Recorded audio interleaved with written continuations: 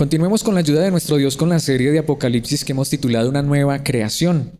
Vamos a continuar con esta serie increíble sobre la verdad de que Dios ha prometido hacer todas las cosas nuevas y que esa es nuestra esperanza segura en Cristo Jesús.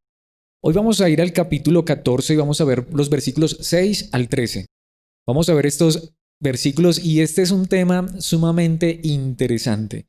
Así que vamos a ir allí a leer la palabra de Dios, bueno, interesante como siempre, y luego vamos a meditar en esta verdad. Nueva versión internacional, versículo 6. Luego vi a otro ángel que volaba en medio del cielo y que llevaba el evangelio eterno para anunciarlo a los que viven en la tierra, a toda nación, raza, lengua y pueblo. Gritaba a gran voz: teman a Dios y denle gloria, porque ha llegado la hora de su juicio. Adoren al que hizo el cielo, la tierra, el mar y los manantiales. Lo seguía un segundo ángel que gritaba: ya cayó la gran Babilonia, la que hizo que todas las naciones bebieran el excitante vino de su adulterio. Los seguía un tercer ángel que clamaba a grandes voces: si alguien adora a la bestia y a su imagen, y se deja poner en la frente o en la mano la marca de la bestia, beberá también el vino del furor de Dios, que en la copa de su ira está puro, no diluido. Será atormentado con fuego y azufre en presencia de los santos ángeles y del Cordero. El humo de ese tormento sube por los siglos de los siglos. No habrá descanso ni de día ni de noche para el que adore a la bestia y su imagen, ni para quien se deje poner la marca de su nombre. En esto consiste la perseverancia de los santos, los cuales obedecen los mandamientos de Dios y se mantienen fieles a Jesús. Entonces oí una voz del cielo que decía: escribe, dichosos los que de ahora en adelante mueren en el Señor. Sí, dice el Espíritu, ellos descansarán de sus fatigosas tareas, pues sus obras los acompañan. Esta es la palabra de Dios y este es el mensaje que vamos a estar enseñando. Esta es la porción de la cual vamos a estar hablando en esta hora. Le he puesto como título a esta enseñanza: se trata de justicia. A partir de esta segunda parte de Apocalipsis, de esta segunda parte central, como lo decíamos, del primer capítulo hasta el 11 hay una parte central, del 12 hasta el 22 hay una segunda parte central. Lo más interesante es que a partir de esta segunda parte, como lo veremos hoy, es cuando se empieza a hablar de algo que comúnmente conocemos como el infierno. Y curiosamente, precisamente la última semana, no sé por qué extraña razón, me han estado preguntando mucho y he escuchado varias opiniones acerca del infierno. Y para muchas personas esto es aterrador, quizá esto sea lo más aterrador que haya en toda la Biblia. El infierno, uy, qué miedo. Y he estado compartiendo con algunas personas y precisamente compartía con una persona en particular que no cree en el infierno, que cree en lo que famosamente se conoce como la aniquilación. Es decir, como dicen por ahí algunos, que uno se muere y hasta ahí llegó. Que hay vida eterna para los que son salvos, pero que los que no son salvos, hasta ahí llegó todo. Y a personas que me han preguntado sobre esto, les he explicado que la Biblia en ocasiones, en versículos, da a entender esto. Y de allí es donde muchas personas sacan esta doctrina. Es muy necesario entender que doctrinas no se pueden hacer de un solo versículo, de un solo pasaje. Entonces hay personas que dicen, es que mire, este versículo habla de aniquilación. Y siempre les he compartido a las personas que para mí es complicado porque hay versículos que son difíciles de explicar y hay versículos que dan a entender que es verdad, que los que no van a ser salvos van a morir y hasta ahí llegó todo. Pero aclaro, hay versículos que dan a entender eso. Sin embargo, hay otros versículos que claramente hablan de un juicio y de una condenación eterna. ¿Cuál es entonces la postura correcta? ¿El que se muere y no fue salvo, hasta ahí llegó todo? Con las personas que he tenido la oportunidad de hablar dicen, no, pues si así es muy, muy bueno. Bueno, los que se salvan van al cielo, pero los que no se salvan, pues se murieron y ya, hasta ahí llegó todo. Qué bueno, pues eso suena hasta chévere, suena hasta interesante. Sin embargo, tenemos un conflicto muy grande si tomáramos esa postura, aclaro, si es que tomáramos esa postura, tendríamos un conflicto muy grande con los otros pasajes que no dan a entender lo mismo. Obviamente aquí aclaro y no quiero que se preste para malos entendidos, también se lo he compartido a las personas que me han preguntado esto. Mi postura es que yo no creo en la aniquilación.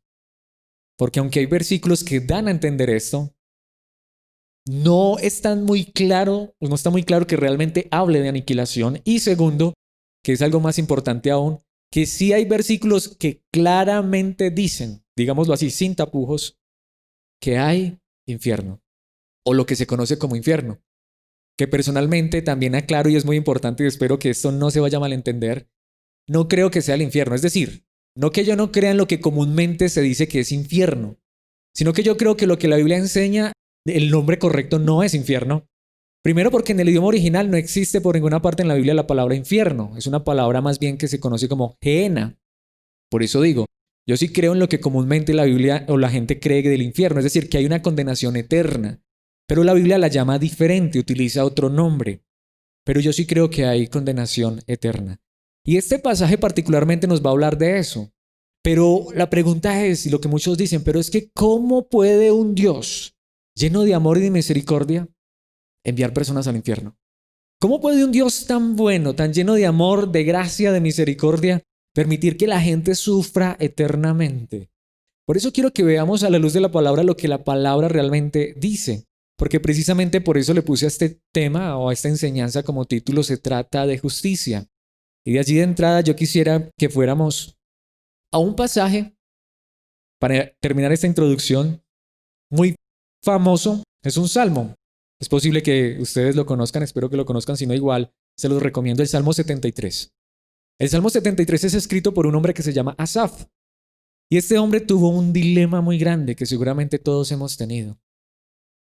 ¿Cómo es posible que tanta gente en este mundo sea tan mala y le vaya tan bien? ¿Alguna vez usted se ha preguntado eso? ¿Y cómo es posible que personas que vivan, por ejemplo, en obediencia, que no son perfectas, pero que viven para Dios, que honran a Dios, que exaltan a Dios, les vaya tan mal? La respuesta de muchos es que a esos les falta fe, esos están en pecado. Pues déjenme decirles que los hombres de Dios siempre se preguntaron eso, y Asaf se preguntaba eso. ¿Cómo es posible que haya gente que no es perfecta, pero que hace el bien en este mundo y les va mal? Y gente tan mala en este mundo y les va bien. Y lo que él dice, vamos a ver 3 versículos en particular, no vamos a ver todo el salmo, obviamente, nos demoraríamos mucho porque es un salmo extenso. Solamente quiero que veamos este salmo, los versículos 2, 3 y 17. Entonces, frente a esa pregunta, el salmista dice esto: yo estuve a punto de caer y me faltó poco para que resbalara. ¿A qué se refieren estas palabras? Cuando este hombre miró a su alrededor y vio a la gente mala que les iba bien, quiere decir que él pensó, ¿será que mejor me pongo a hacer lo malo para que me vaya bien? Lo que él está diciendo es, vea, estuve a eso, a poquito de irme a hacer el mal, de juntarme con los malos y perversos, porque es que la verdad, mis hermanos, si eso fuera verdad, si sencillamente todo lo que hay es esta vida, y si yo no soy cristiano y al final solamente me muero y ya, el problema no es que tan bueno. La pregunta es, ¿eso sería justo? ¿Sería justo que las personas que hacen el bien y que hacen las cosas bien y todo marcha bien aquí, les vaya tan mal y sufran tantas calamidades? Y que los que hacen lo malo sencillamente ya, su paga es la muerte, cuando aún los que hacen el bien también mueren. Mis hermanos, precisamente esto se lo preguntó el salmista, estuve a punto de resbalar. El versículo 3 dice, sentí envidia de los arrogantes al ver la prosperidad de esos malvados. Mis hermanos, prosperidad en este mundo sí hay, pero normalmente la prosperidad, no estoy diciendo que un cristiano no puede ser próspero, pero normalmente la prosperidad viene es para las personas que no creen en Dios. Sucede mucho. Entonces, si la prosperidad sería sinónimo de bendición, ¿qué hacemos con este salmo, por ejemplo? Si ser próspero es sinónimo de que Dios está conmigo, ¿qué hacemos con este salmo cuando el mismo salmista está diciendo es que a mí me está yendo mal? Y cuando yo miro a estos malos, sentí envidia de ellos porque ellos son prósperos y a pesar de eso son malvados. Si nos adelantamos hasta el versículo 17 dice la palabra de Dios, hasta que entré en el santuario de Dios, que es una manera de decir la misma presencia de Dios, hasta que comprendí la verdad en Dios, dice, allí comprendí cuál será el destino de los malvados. El destino, tanto de buenos y malos, no es la muerte, es lo que hay después de la muerte. Si así no fuera, mis hermanos, la verdad no tendría mucho sentido. No digo que no carecería de todo sentido predicar el evangelio, pero no tendría mucho sentido. ¿Por qué? Porque la Biblia nos dice esto. Hay un juicio final después de la muerte y hay condenación o hay salvación.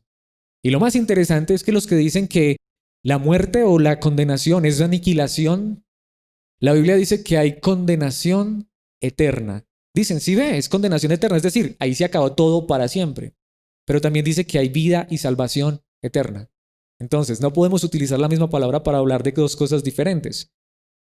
Pero quizá la pregunta que más nos hacemos referente a esto, entonces sí hay condenación eterna.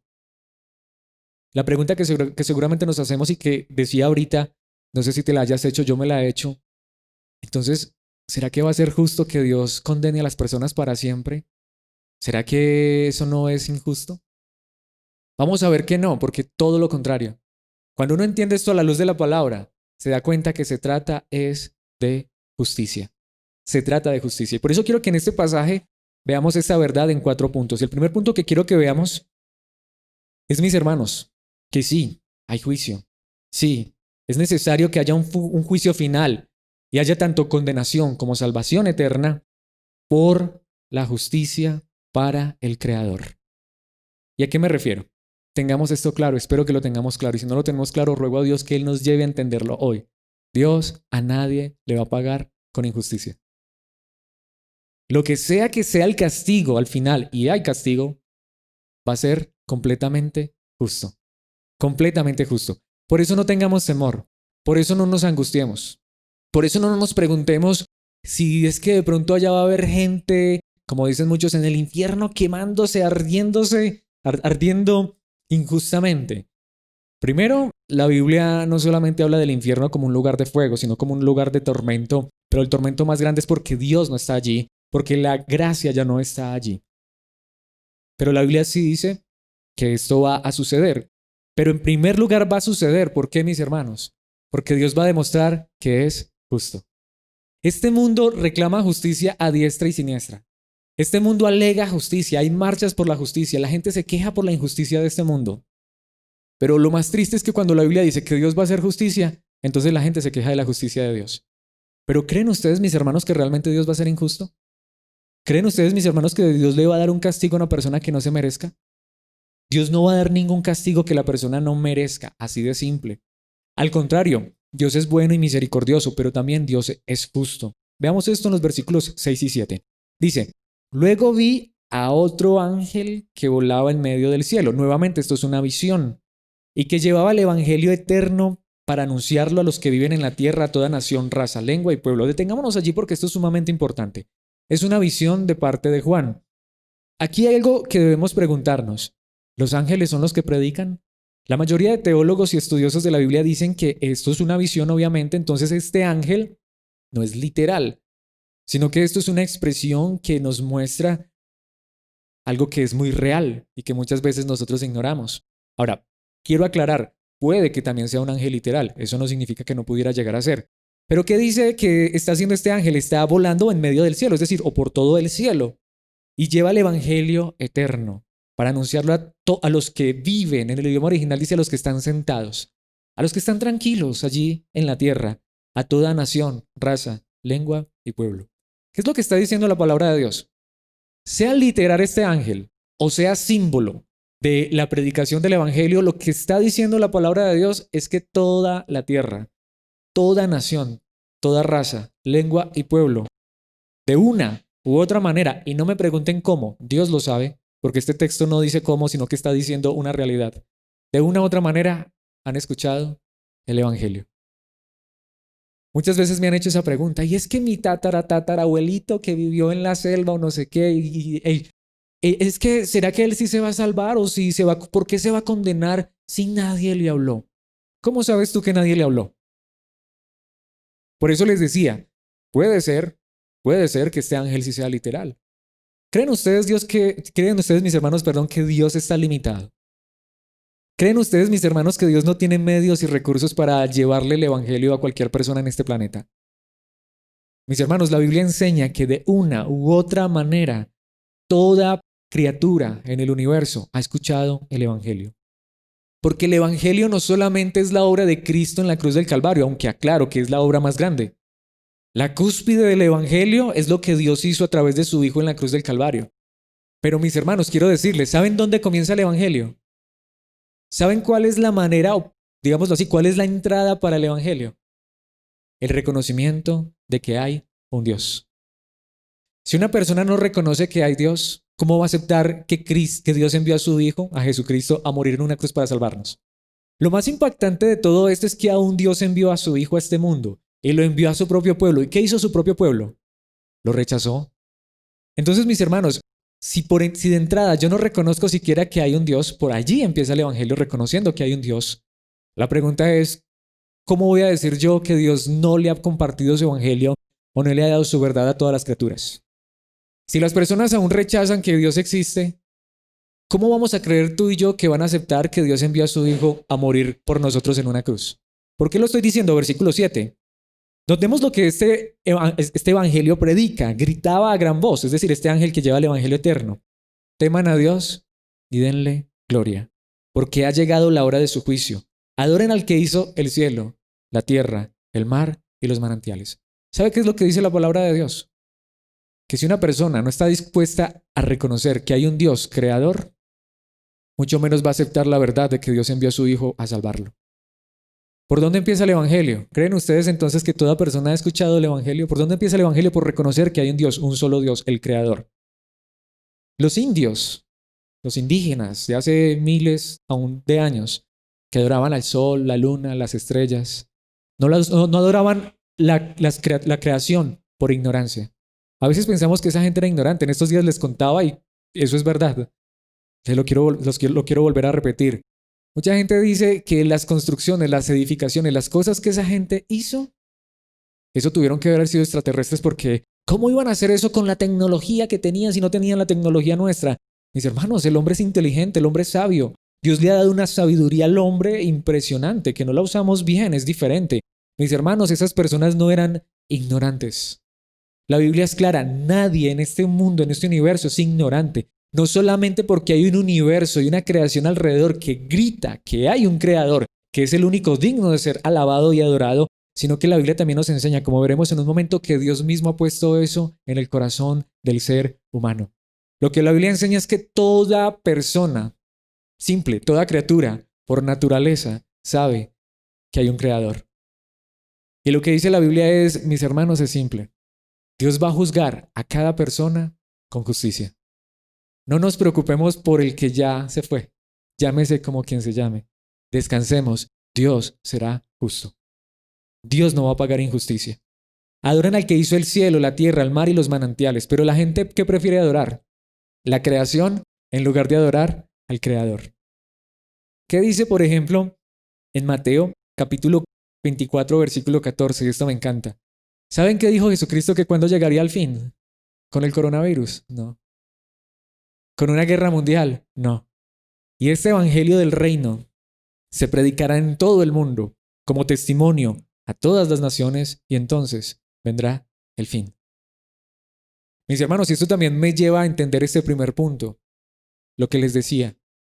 Debemos comprender que lo más grande que ocurrirá cuando llegue el fin es que Dios demostrará aún a aquellos que lo rechazaron, aún a aquellos que decían ¿dónde está Dios?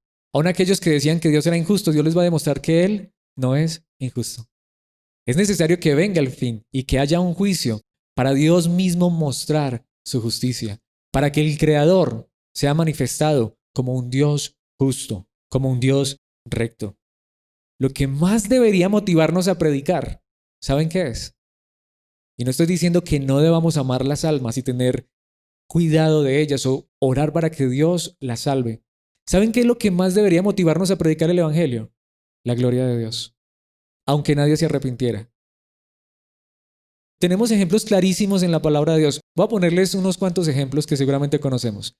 Coloquemos el ejemplo de Isaías. Dios llamó a Isaías a predicar. ¿Cuántos se arrepintieron con Isaías? El mismo Dios le dijo, nadie lo va a escuchar. ¿Y entonces para qué predicamos?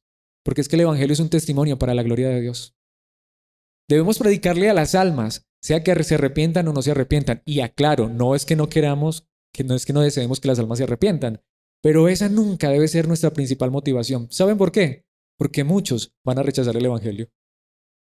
Entonces, si nadie se arrepiente, ¿qué hacemos? Otro ejemplo, Jeremías. ¿Cuántos se arrepintieron con Jeremías? Tanto que cada que él predicaba la verdad, ¿qué hacían? Lo azotaban, le pegaban, lo metían a la cárcel. Y él dijo, no vuelvo a predicar. ¿Y qué sucedió? Eso en mi corazón era como un fuego. No fui capaz de contenerlo y tuve que seguir hablando aunque nadie se arrepintiera. Mis hermanos, no importa si estamos solos. Lo importante es proclamar este mensaje. Creemos en que Dios dará fruto, hará que esa palabra dé fruto en su momento. Pero lo más importante es proclamar la verdad para que el mundo entero escuche esta verdad, porque cuando este evangelio llegue hasta el último rincón de este planeta, esta verdad de Cristo, ahí es donde llegará el fin. ¿Qué dicen en Hebreos? Capítulo 9, versículos 27 y 28. Y así como está establecido que los seres humanos mueran una sola vez y después venga el juicio, dice el versículo 28, también Cristo fue ofrecido en sacrificio una sola vez para quitar los pecados de muchos y aparecerá por segunda vez, ya no para cargar con pecado alguno, sino para traer salvación a quienes lo esperan. Este es el punto. El juicio que vendrá será castigo para unos y salvación para otros. ¿Qué dice allí la palabra de Dios en este versículo en particular? También Cristo fue ofrecido en sacrificio una sola vez para quitar los pecados de ¿cuántos? De muchos. No dice de todo mundo, dice de muchos. Ahora, mis hermanos, esto es importante, ¿por qué? Porque el día del juicio, nuevamente, Dios demostrará que Él es un Dios justo. Pero aquí es donde siempre hago la pregunta, ¿qué queremos recibir tú y yo? ¿Justicia o gracia? Porque es simple, Dios a todo mundo le va a dar justicia. Ay, es que yo no sabía, es que a mí no me dijeron, a mí no me contaron, Dios va a demostrar, eso fue mentira. Si no quisieron aceptar, ¿qué les va a pagar Dios? Lo que ellos eligieron, lo que ellos quisieron. Siempre lo he dicho, cada persona va a estar donde eligió estar. No estoy diciendo que si elegí condenarme sea el mejor lugar, pero las personas estarán donde eligieron estar. Ay, que es que mi abuelito, mi abuelita quería estar realmente con Dios. ¿Cómo lo sabes tú? Si eso fuera verdad, va a estar con Dios. Pero eso no lo sabes tú, eso no lo sé yo, eso solamente lo sabe Dios. Y Dios va a juzgar con justicia. Precisamente aquí es donde voy a uno de los pasajes más increíbles. Porque mis hermanos, la palabra de Dios sí es clara frente a esto. Romanos capítulo 2, versículos 12 al 16. Me encanta este pasaje, no sé si alguna vez usted lo ha visto de esta manera. Todos los que han pecado sin conocer la ley, también perecerán sin ley. Y todos los que han pecado conociendo la ley, por la ley serán juzgados. ¿Qué es lo que está diciendo la palabra de Dios? Dios no va a juzgar a nadie por lo que no supo, por lo que no entendió, por lo que no conoció. Dios va a ser justo. Pero ¿qué dice el versículo 13? Porque Dios no considera justos a los que oyen la ley, sino a los que la cumplen. Versículo 14. De hecho, cuando los gentiles, que no tienen la ley, cumplen por naturaleza lo que la ley exige, ellos son ley para sí mismos, aunque no tengan la ley. Es simple, ¿qué dice la palabra de Dios? Ni siquiera es cuánto sabemos, sino lo que vivimos. Y aún las personas que no conocieron la palabra de Dios, ellos van a ser juzgados de acuerdo a lo que ellos conocieron, de acuerdo a lo que ellos entendieron. Pero ¿qué dice el versículo 15? Esto muestra que llevan escrito en el corazón lo que la ley exige, como lo atestigua su conciencia, pues sus propios pensamientos algunas veces los acusan y otras veces los excusan. La palabra de Dios dice que las personas que no escucharon el mensaje, que supuestamente no tenían ningún conocimiento de la verdad, un día Dios les va a demostrar, ustedes sí lo tenían. ¿Dónde estaba ese mensaje? En la conciencia, en la mente, en el corazón. Pero ¿qué dice el versículo 16? Así sucederá el día que, por medio de Jesucristo, Dios juzgará los secretos de toda persona, como lo declara mi evangelio. Tú no sabes lo que realmente hay en el corazón de nadie. Por más que amemos a una persona, nosotros no sabemos lo que esa persona entiende o no entiende. Lo que pasa es que muchas veces nos hacemos como dicen por ahí, de la oreja mocha, ¿no? Pero Dios sí conoce los secretos. Ahora, ¿por qué va a suceder esto? Porque Dios un día va a demostrar que Él es un Dios de justicia. Pero esto nos lleva al segundo punto. Y veremos esto particularmente en el versículo 8, y es justicia para el mundo. Y yo quiero que nos preguntáramos esto, mis hermanos. ¿Tú puedes mirar a tu alrededor, el mundo, y ver pecado, maldad? Nada más hoy estaba pensando en algo, particularmente, obviamente esto va a ser un ejemplo, hay muchos más. Estaba pensando en el narcotráfico. Estaba pensando en estos hombres que se hacen millonarios, multimillonarios, riquísimos, a costa de vender droga. Y saben que una de las cosas más impresionantes es que estas mismas personas inducen a nuestros niños y a nuestros jóvenes a estas cosas. Le destruyen la vida a las personas solamente por la ambición de ganar dinero. ¿Cuántas personas, cuántos niños, jóvenes son destruidos por las drogas? Mis hermanos, ¿creen que Dios va a pasar por alto eso? Me pongo a pensar en la prostitución y en todo lo que el mundo ofrece de pecado. Si sencillamente cada persona muriera y hasta ahí llegó todo, más bien yo diría, ¿eso es justo? Yo más bien diría, ese no es un Dios de amor. Un Dios de amor también reclama que sea justo. Y la Biblia enseña que todo el pecado y todo aquel que ha inducido a otro al pecado y que vive en este mundo solo para el pecado y arrastra a otros consigo al pecado, mis hermanos, todo ese mundo de maldad un día recibirá lo que merece. Entonces, yo pensaría, por poner un ejemplo, obviamente no estoy hablando de esa persona en particular, o bueno, de hecho sí, que todos conocemos o conocimos, bueno, al menos los que tenemos un poquito más de edad, Pablo Escobar, ¿no? Ah, claro, claro que seguramente que habrá alguno que se ofenda por ahí porque Pablo Escobar le regaló casa. Pero ¿será que un pedazo de ladrillo edificado devolverá la vida de tantos que este hombre asesinó? Y no solo de los que asesinó, porque no hablan de los que indujo a la drogadicción. No habla de las vidas que fueron destruidas por medio de ese cartel. Para muchos él será un Dios porque les regaló, vuelvo digo, una casa en esta tierra. Pero ¿a cuántos privó de casa, de familia? ¿A cuántos le quitó la vida y a cuántos destruyó con la droga? ¿Será que entonces este hombre que finalmente por allá murió un día, hasta ahí llegó todo? Si Dios hiciera eso, yo sí diría, yo no creería en el Dios de la Biblia. Sería un Dios injusto. Ahora, ¿qué le va a dar Dios a este hombre? Justicia. Dios le va a pagar a este mundo con justicia. Versículo 8. Lo seguía un segundo ángel. Por eso los estudiosos y teólogos creen que esto es una visión. Que gritaba, ya cayó la Gran Babilonia. Entonces muchos dicen que la Gran Babilonia es X denominación, que seguramente nosotros conocemos, hemos escuchado muchas enseñanzas. En el contexto de la Biblia nunca dice que la Gran Babilonia sea una denominación religiosa. Ahora, no significa eso que denominaciones religiosas que engañen no recibirán su castigo. De hecho, ese es el tercer punto, pero dejémoslo para el tercer punto. Notemos que la Gran Babilonia es la que hizo que todas las naciones bebieran el excitante vino de su adulterio. ¿Qué es lo que dice la palabra de Dios? Dios un día va a ser justo y va a acabar y va a dar el castigo a toda la maldad que hubo en este mundo. Sí, mis hermanos, la maldad de este mundo va a ser castigada. Esto lo enseña claramente la palabra de Dios. Notemos cómo lo dice Santiago. Oh gente adúltera. ¿Y de qué va a hablar? ¿De religión? No. ¿No saben que la amistad con el mundo es enemistad con Dios? Si alguien quiere ser amigo del mundo, se vuelve enemigo de Dios. Muchos han tomado este versículo tergiversado diciendo que tú no puedes tener un amigo o compartir con una persona que no sea cristiana. En el contexto, él está hablando de las personas que diciendo ser cristianas, viven como las personas que no son cristianas, viven en el mundo, en la maldad, viven para el mundo, están en adulterio espiritual. Entonces notemos que una de las maneras en las que la palabra de Dios llama al mundo de pecado, supuestamente en la vida del cristiano, un cristiano que vive en el pecado, ¿cómo lo llama? Adúltero. La Gran Babilonia es el símbolo del pecado, de la maldad que está allá afuera, tentando no solamente a los que no son cristianos, sino constantemente a los cristianos. Yo no me imagino la vida eterna con prostíbulos, ¿o sí? Yo no me imagino la vida eterna compartiéndola con Pablo Escobar. Ahora alguien me podría decir, ¿y si Dios salvó a Pablo Escobar? Bueno, si Dios salvó a Pablo Escobar significa que él se arrepintió, que él reconoció a Cristo como su Salvador y su vida fue cambiada, ¿cierto? O bueno, está bien que se arrepintió en el último momento, pero se arrepintió de lo que hizo. Pero si ese hombre no se arrepintió de lo que hizo, ¿dónde está? En la condenación eterna, poniendo un ejemplo. Ahora, quisiera que fuera salvo, ojalá se hubiera arrepentido. Yo no estoy condenando a nadie. ¿Por qué? Porque yo mismo, sin la gracia de Cristo, merecería condenación. Aquí no es que esté diciendo que es que yo soy mejor que los demás. No, ese es el punto, mis hermanos. Es que la salvación es por gracia, pero es creer en Cristo Jesús. ¿Qué dice el apóstol Juan en su primera carta, capítulo 2, versículos 16 y 17? Porque nada de lo que hay en el mundo.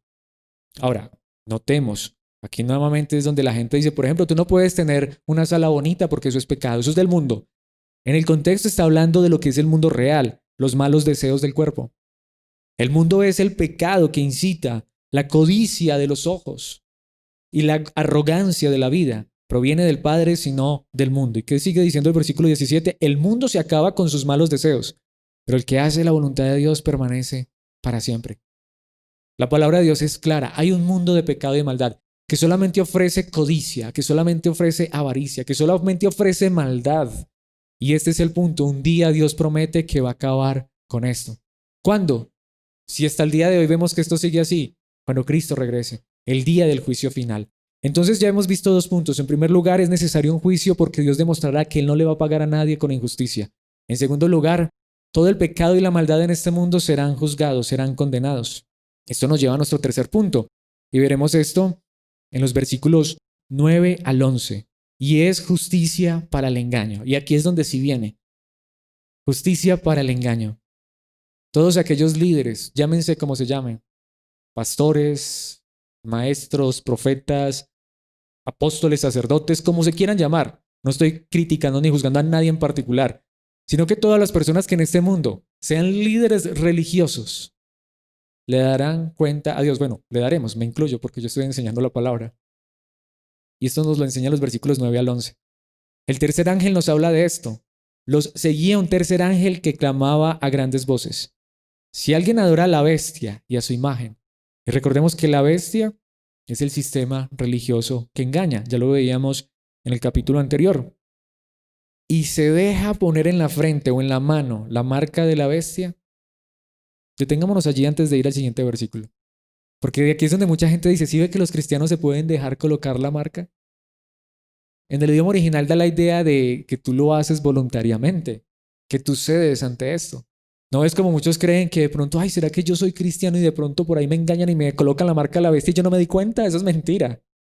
Nadie va a recibir la marca de la bestia porque no se dio cuenta. Al contrario, estas personas ceden. Versículo 10.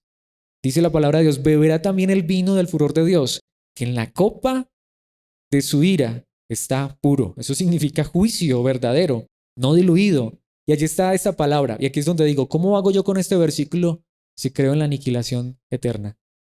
Será atormentado con fuego y azufre, en presencia de los santos ángeles y del Cordero. ¿Qué hago yo con este versículo? Ahora, por eso les decía, aquí la Biblia no dice cómo se llama este lugar. ¿Cierto que no? Dice que es un lago que arde con fuego y azufre. Como alguna vez les adelantaba y más adelante lo veremos con más detalle, lo interesante es que el mismo infierno va a ser arrojado al lago de fuego. Por eso yo no creo en el infierno como comúnmente la gente lo cree. La Biblia habla de la condenación en un lago que arde con fuego y azufre, pero no lo llama infierno, no lo llama infierno, lo llama lago de fuego y azufre, que es la condenación eterna. Y dice que allí serán ¿qué? Atormentado con fuego y azufre en presencia de los santos ángeles y del Cordero. No, ningún cristiano va a ver esto. Ningún hijo de Dios va a ver esto. Ay, es que yo allá viendo a mi papá quemándose. No te preocupes. Aparte de eso, recordemos, Dios no va a ser injusto. Y nosotros tampoco tenemos todo el panorama de cómo será eso allá. El punto es que hay condenación. Eso es real. Versículo 11. El humo de ese tormento sube por los siglos de los siglos. Entonces, ¿es aniquilación o es condenación eterna? No habrá descanso ni de día ni de noche para el que adore a la bestia y su imagen, ni para quien se deje poner la marca de su nombre. Entonces lo que digo aquí no solamente es la marca, es que son personas que adoran este sistema, son personas que se van por el engaño, la mentira y la falsedad. Y aquí es donde digo, si aquellos líderes que en nombre de Dios y su palabra, en este mundo, con títulos muy grandilocuentes, le quitaron el dinero a las personas, enseñaron mal la palabra de Dios, guiaron por el camino equivocado a las personas. Esos que se hicieron ricos a costa del dinero de las personas. Esos que vendieron la verdad por un plato de lentejas, recibirán su merecido. La palabra de Dios es clara en esto. Entonces, mis hermanos, y allí ya no hay descanso. Va a ser fatigoso, va a ser difícil, pero ¿será que recibirán injusto castigo o justo castigo? La Biblia enseña que es justicia. Por algo, la palabra de Dios dice esto en 2 de Pedro 2:14. Está hablando de líderes religiosos engañosos, tienen los ojos llenos de adulterio. Algunas traducciones colocan esto en el término sexual y no es que estas personas no pudieran llegar a hacer eso. Tristemente, muchos líderes religiosos que están en estas posiciones terminan cayendo en este tipo de pecados.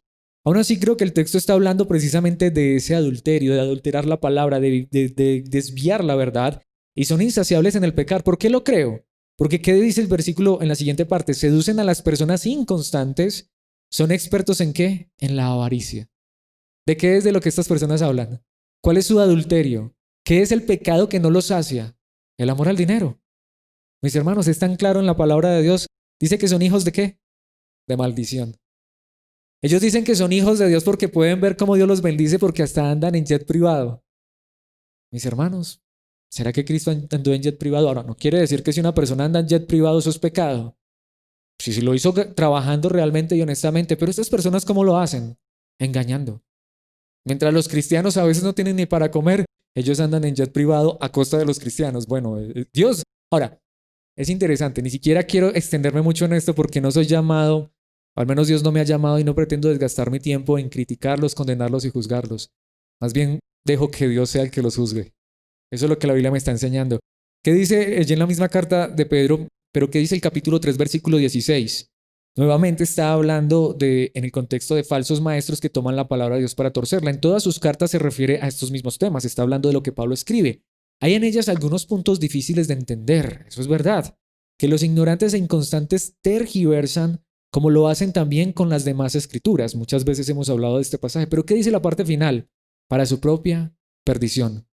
Y en el idioma original da la idea de para su propia condenación.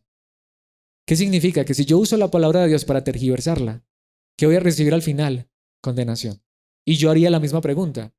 Entonces, ¿es justo que estos hombres que en nombre de Dios se enriquecieron, fueron fuertes, poderosos, y que ustedes los ve, al final terminan, entonces lo que decimos, mueren y ya? Eso sería injusto, pero no, la Biblia dice, todo esto es para su propia perdición.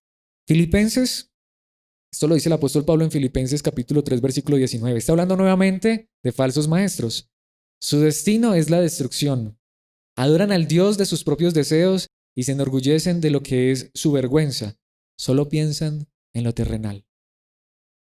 Mis hermanos, la pregunta es, si predicáramos y habláramos solamente de cosas en esta vida, ¿no dice la palabra de Dios que esto es destrucción? ¿Que adoran al Dios de sus propios deseos? ¿Por qué? Porque ¿qué es lo que desean? Solamente cosas de esta tierra. Ese evangelio de creer en Cristo y todo te va a ir bien en esta tierra dice que es destrucción, que de hecho es orgullo y es vergüenza. ¿Cómo lo dice Judas en su único capítulo, versículo 4? El problema es que se han infiltrado entre ustedes ciertos individuos que desde hace mucho tiempo han estado señalados para condenación. ¿De qué se trata esto? ¿Quiénes son estos individuos? Son impíos que cambian en libertinaje la gracia de nuestro Dios y niegan a Jesucristo, nuestro único soberano y Señor. Ahora, no es que estas personas no hablen de Jesucristo, pero han negado la verdad, han negado la gracia, cambian la verdad, distorsionan la verdad, convierten la gracia en libertinaje, solamente viven para ellos mismos. Mis hermanos, y esto nos lleva a nuestro último y para mí más importante punto. Y lo veremos en los versículos que nos restan, 12 y 13. Es justicia para los salvos. Porque aquí entonces yo preguntaría, no solamente Dios nos ha prometido que habrá salvación, claro, para los salvos, sino que también los salvos serán vindicados y que todo lo que sufrieron en esta tierra será recompensado. Pero muchas de las cosas que han sufrido los salvos en esta tierra fue a manos de ¿quién? A manos de todo lo que estamos viendo allí, a manos del engaño, la mentira y la falsedad. Muchas de las cosas que los salvos sufrieron en esta tierra fue a manos del pecado, del mundo de maldad. ¿A cuántos cristianos ha matado este mundo? ¿A cuántos cristianos ha perseguido este mundo? Al mismo Señor Jesucristo lo mataron, los religiosos y los paganos. A Esteban lo mataron, a los profetas los mataron, a los apóstoles los mataron. Y el cristianismo sigue siendo perseguido y no solamente nos matan, sino que como vemos, el mundo nos oprime y hasta la religión también. Mis hermanos, ¿qué dice los versículos 12 y 13? En esto consiste la perseverancia de los santos, los cuales obedecen los mandamientos de Dios y se mantienen fieles a Jesús. ¿En qué consiste la perseverancia de los santos? En que ellos saben que todo lo que tienen no es este mundo, sino que hay vida eterna. No solamente esto, dice que en esto consiste la perseverancia de los santos. Ellos viven para la obediencia a Dios. Pero aquí es donde viene el punto más importante, la verdad más increíble, versículo 13. Entonces oí una voz del cielo, la misma voz de Dios, que decía, escribe. Y notemos, mis hermanos, este mensaje. Dichosos los que de ahora en adelante mueren en el Señor. Sí, dice el Espíritu. Ellos descansarán de sus fatigosas tareas, pues sus obras los acompañan. ¿Será que hay un versículo más impactante que este, referente a esta verdad? La misma voz del cielo, que vuelvo digo, es un eufemismo para decir de parte de Dios, dice, escribe, dichosos los que de ahora en adelante son prósperos. Dichosos los que de ahora en adelante son ricos. Dichosos los que de ahora en adelante todo lo que piden Dios se los concede. ¿O los que qué? Los que mueren en el Señor. Ese es el mensaje que nos enseñan. Nos dicen que ahora nosotros lo que deberíamos entender es que aún morir es una dicha. Si cuando nos enseñan es todo lo contrario, que nos aferremos a las cosas de esta vida. Es que tú eres hijo de Dios, tú tienes que vivir como un rey en esta tierra. ¿Saben qué dice la palabra de Dios? Dichosos los que de ahora en adelante mueren en el Señor. ¿Por qué dichosos los que de ahora en adelante mueren en el Señor? Pero antes de decirnos por qué, dice sí. ¿Dice quién? El Espíritu. Una persona que tiene el Espíritu Santo, mis hermanos, en esta tierra no vive tan dichoso, aunque agradecemos a Dios por todas las cosas buenas de esta vida. Pero una persona que vive en esta tierra y que tiene el Espíritu de Dios, ¿saben cómo vive? Cansado, fatigado. Es lo que dice la palabra de Dios. Dichosos los que mueren en el Señor. ¿Por qué? ¿Qué les dice el Espíritu? Ellos descansarán de sus fatigosas tareas. Entonces la pregunta es esta. Si la Biblia enseña claramente que aún ahora para el cristiano morir es una dicha, ¿por qué es? Porque tiene muchas cosas en esta vida. Porque vive como un rey en esta vida. O mejor, porque hay una eternidad que nos espera y que lo más grande que Dios tiene para darnos en esta vida está allá. Esa es mi pregunta. ¿Cómo puede una persona enseñar esto cuando lo único que le predica a las personas es salud, prosperidad y dinero? Si yo solo les predicara salud, bienestar, prosperidad, dinero, milagros, la pregunta es, ¿morir sería una bendición? Al contrario, sería la más grande maldición. Pero la Biblia dice todo lo contrario. Antes, si hoy partiéramos a la presencia de Dios, seríamos dichosos. Descansaríamos. Se acabaría toda la fatiga de este mundo. Pero también dice algo, pues sus obras los acompañan. ¿Qué significa? Que lo más grande que nos espera, ¿dónde está? Después de la muerte. Sí, hermano, usted es un rey. Eso es verdad. Hermana, usted es una reina, una princesa de Dios. Pero ¿saben dónde va a tener su corona? En la eternidad. Aquí no. Aquí hay cansancio. Aquí hay fatiga. Y antes si muriéramos, siempre lo digo, para los que quedan será el dolor. Pero si hoy partiéramos a la presencia del Señor, dichosos. Los que de ahora en adelante mueren en el Señor. Y el Espíritu solamente puede decirle eso a los que creen en Jesucristo. A los que no tienen a Cristo en su corazón, por más que digan creer en Cristo Jesús, vaya usted, dígale que si hoy muriera sería una bendición. Ay, no, ¿qué tal? Estoy terminando la universidad. Esas cosas son buenas. No me he casado. No, yo quiero es disfrutar una larga vida en esta tierra. Si Dios nos da larga vida en esta tierra, gracias a Dios y lo agradeceremos y somos agradecidos con todo lo que Dios nos da. Pero ¿dónde está lo que Dios nos prometió? En la eternidad. ¿Qué dice la palabra de Dios en Mateo, capítulo 25, versículos 33 y 34? Aquel día, el día del juicio, pondrá las ovejas a su derecha y a las cabras a su izquierda. Ese es el día del juicio. ¿Qué dice el versículo 34? Entonces dirá el rey a los que estén a su derecha: vengan ustedes, a quienes mi Padre ha bendecido.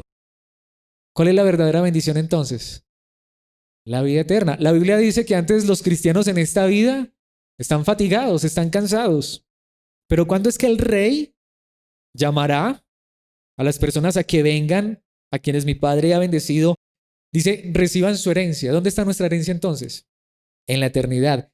El reino preparado para ustedes desde la creación del mundo. Mis hermanos, este es el reino que yo quiero para ustedes. Esta es la corona que yo quiero que ustedes reciban allá, no acá. Aún así, agradezcamos a Dios por todo lo que nos da en esta vida. Pero mis hermanos, ¿qué dice la Biblia? ¿Cuándo será entonces nuestra coronación? ¿Cuándo será que recibamos nuestra herencia? El día del juicio. ¿Qué dice la palabra de Dios en Romanos capítulo 8, versículos 18 y 19? De hecho, considero que en nada se comparan los sufrimientos actuales con la gloria que ahora ha de revelarse en nosotros. ¿Por qué Pablo no dijo, no, mis hermanos, si usted está sufriendo, eso es que le hace falta fe? Hermana, usted está en un problema, en una dificultad, es sobre mucho, eso es que le hace falta doblar rodilla. Hermana, usted está en una dificultad, eso debe ser que, ¿cuánto hace que no ayuna? ¿Cuánto hace que no hace sacrificios? Hermano, usted está en una dificultad económica, ¿cómo está usted con las finanzas? Hermano, si está siendo fiel con los diezmos. Porque es que el cristiano no tiene por qué vivir esas cosas. ¿Cómo podría un hijo del rey vivir con dificultades en esta tierra? ¿Saben qué dice la palabra de Dios? El destino de esas personas ya está determinado, condenación. Es así de simple, mis hermanos. Es así de fuerte. Pero ¿qué dice el apóstol Pablo? La verdad, yo considero que nada se comparan los sufrimientos actuales con la gloria que habrá de revelarse en nosotros. ¿Esto es lo que tú esperas? ¿Esto es lo que tú anhelas? ¿Esto es lo que tú has creído? Si lo has creído, aquí es donde quiero aclarar, porque ya lo vimos en el versículo anterior, o en el versículo que estamos estudiando. Mi hermano, mi hermana. Es más, me digo a mí mismo, no podemos ser orgullosos en esto. Si hoy tú entiendes que tu esperanza está en la eternidad, si hoy tú comprendes por la gracia de Dios que ese mensaje de sanidad, prosperidad y milagros es mentira y es engaño y falsedad, si hoy Alex Ruiz, por la gracia de Dios, está predicando esto, porque podría estar predicando lo otro, ¿por qué lo creemos? ¿Por qué lo estoy predicando? Por la gracia de Dios. Porque el Espíritu Santo nos lleva a entender esto.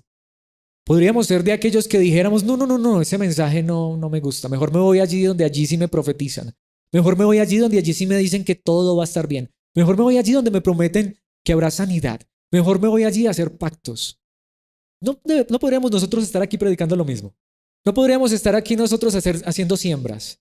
No podríamos estar aquí, no podría estar yo aquí, Alex, diciéndole, hermanos, pacten para que este coronavirus no nos toque. No podría ser yo de aquellos que hoy estuviera entonces dándole el pañuelo ungido para que el coronavirus no lo toque, que es lo que ahora están haciendo. Podría ser yo el que estuviera haciendo eso.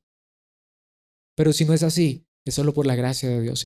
Y si tú y yo hoy entendemos esto, que aunque haya dificultades, no que sea fácil, pero entendemos que no se puede comparar a la que nos espera en la eternidad, eso solo por la gracia bendita de Dios. Por eso que dice el siguiente versículo, versículo 19, la creación aguarda con ansiedad la revelación de los hijos de Dios. La misma creación lo que espera es ver ese día en que los hijos de Dios entren a la gloria eterna. Mis hermanos, por eso quiero terminar con este versículo. Pero nosotros, y espero que tanto tú como yo estemos en estos nosotros, esperamos con entusiasmo los cielos nuevos y la tierra nueva que Él prometió. ¿Un mundo lleno de qué? De la justicia de Dios. Por eso entonces quiero concluir haciendo la pregunta del título de esta enseñanza. ¿Acaso, mis hermanos, no se trata de justicia? ¿Qué es lo que Cristo va a traer cuando regrese? Justicia. A los que creyeron en Él les dará una herencia eterna por gracia, pero a la vez por justicia. ¿Por qué por justicia? ¿Saben por qué tú y yo vamos a recibir esa herencia? Porque somos justos, santos y perfectos, porque Cristo pagó por nuestros pecados para presentarnos de esa manera ante el Padre. No es que ese día nosotros vayamos a ser presentados como malos. No es que ese día nosotros vayamos a ser presentados como perversos. ¿Saben cómo vamos a ser presentados ese día? Como justos, como perfectos. ¿Pero por quién? Por nuestra justicia, por la de Cristo. Pero sin Cristo, ¿qué dará Dios a los demás? Justicia. Descansemos en esta verdad. Un día el universo entero quedará envuelto en la justicia de Dios. Un día Dios demostrará a todas las personas que en Él no hay injusticia y pagará a cada quien con justicia. Por eso quisiera terminar diciendo esto y que pensáramos en esto. Si hoy nosotros fuéramos testigos en un tribunal, va a haber un juicio. Van a condenar a una persona, a un hombre que asesinó, que violó y despedazó y desapareció a unos 200 niños. Impresionante, ¿no? Y sabemos que ha habido casos de esos. ¿Qué pasaría si el juez que atiende este caso dijera, yo soy un Dios muy bueno, lleno de amor y misericordia? Aunque las pruebas están, aunque ustedes están aquí como testigos para condenar a este hombre, yo lo voy a dejar libre. ¿Creerían ustedes que ese juez es un juez bueno, es un juez amoroso, es un juez lleno de misericordia y de gracia? Eso no sería justo. Eso no sería justo. ¿Por qué entonces nosotros creemos que Dios tendría que hacer eso para poder ser un Dios bueno, justo, lleno de amor y misericordia? Que a todos los que hicieron mal en este mundo, Él sencillamente dejara que ya pasara así parte sin novedad. No. El mismo amor de Dios demanda justicia. Pero aquí viene la pregunta más importante. Es seguro que tú y yo no hemos hecho una cosa de esas, pero aún así hemos pecado contra Él. ¿Por qué Dios nos puede declarar justos a ti y a mí y llevarnos a su cielo? Porque alguien pagó por nosotros, Jesucristo nuestro Dios. Por eso, mis hermanos, podemos estar seguros, la eternidad se trata de justicia. Y lo que Dios traerá a este mundo será justicia. Por eso no deberíamos tener temor si estamos en Cristo, nuestro Señor, nuestro Salvador. Apocalipsis no puede ser un libro de temor, al contrario, es un libro que nos dice, Dios es justo, pero por la gracia de Dios, tú y yo vamos a disfrutar de esa justicia perfecta por la eternidad en Cristo Jesús. Y sí hay condenación, pero para aquellos que rechazan a Cristo, nuestro Dios. Si alguien lo rechaza, ¿qué tendrá? Justicia. Si alguien lo acepta, ¿qué tendrá? Justicia. La justicia de Cristo a nuestro favor para ser declarados justos el día del tribunal ante la presencia de nuestro Dios. Pidámosle a Dios que nos lleve a entender todos los días esta verdad, que podamos anhelar y desear todos los días esta verdad, que entendamos que lo más grande que Dios nos ha dado es la eternidad en justicia al lado de Cristo nuestro Señor. Padre celestial, eterno Dios, gracias por esta tu palabra. Gracias, Padre, por recordarnos hoy a través de esta palabra bendita que no se trata de injusticia, al contrario. En esta hora quiero pedirte, Padre, que si en algún momento hemos pensado que tú eres un Dios injusto, o si quizá hemos cuestionado este tipo de cosas, que podamos comprender a la luz de tu palabra que en ti no hay injusticia. Que a cada persona tú la juzgarás de acuerdo a su conciencia o a la ley o lo que haya entendido, pero que al final tú pagarás conforme a la justicia, conforme a tu verdad. Pero por el contrario, te agradecemos. Hoy queremos pedirte, Padre Santo, que esta verdad inunde nuestros corazones, que nos llenes, que nos sacies cada día más con esta verdad, entendiendo que nosotros mereceríamos ese lago de fuego, que nosotros mereceríamos ese lugar que algunos han llamado infierno, pero entendiendo que lo que se recibe allí no es injusticia, sino al contrario, lo justo, lo merecido por nuestros actos, y que sea lo que sea que pase, que siempre podamos entender que allí no habrá injusticia, sino que será la justicia que tú, Señor, darás a aquellos que no creyeron en tu Hijo. Pero gracias por permitirnos a nosotros, que aunque no lo mereceríamos, aunque no lo merecemos, que mereceríamos mejor estar allá junto con todos los réprobos. Gracias por permitir que hoy nosotros escuchemos este Evangelio y entender hoy que es por medio de tu Espíritu que podemos aceptar tu verdad.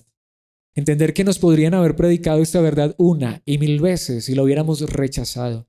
Quizá hubiéramos preferido irnos tras la creación. Quizá hubiéramos preferido irnos tras las cosas de esta vida, pero permítenos, Señor, entender que si hoy comprendemos esta verdad, es por tu gracia bendita y que a la vez también estás justicia, porque tú nos declaras justos hoy y nos presentas perfectos ante tu tribunal, solamente por la obra de Cristo, quien vino a este mundo a salvarnos, a rescatarnos. Gracias, Padre, por la vida de mis hermanos. Gracias por este evangelio glorioso. Y aún te pido, Padre Celestial, que si nos prestas vida, y que mientras nos tengas en esta tierra, que esto sea lo más importante que tengamos para compartir con otros. Primero con tu iglesia y segundo con los que no te conocen. Permítenos, por favor, ser parte de esa voz, de ese ángel que proclama por toda la tierra. Hay un día del juicio y que podamos entender que es en Cristo en quien tenemos la única esperanza, la única escapatoria. Gracias por tu iglesia en todo lugar. Gracias por tu iglesia que ha de ser salva el día que Cristo regrese. Amén y amén.